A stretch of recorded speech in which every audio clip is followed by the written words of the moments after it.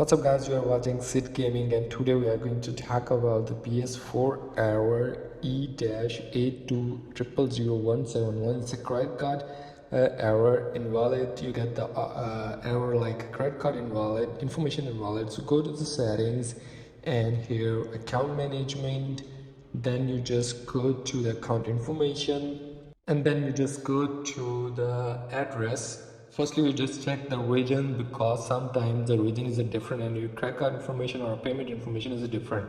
So here we have the Turkish region. So if you have a Turkish region, you must have a credit card information or a payment information must be a Turkish.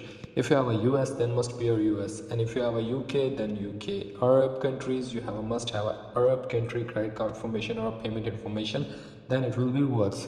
So if it's not, then you just buy a gift card and then add in same region, and you must buy a gift card also same region. If you have a Turkey, then you buy a Turkey region gift cards, and if you have a US, then you must buy a US. So that's how you can fix this error.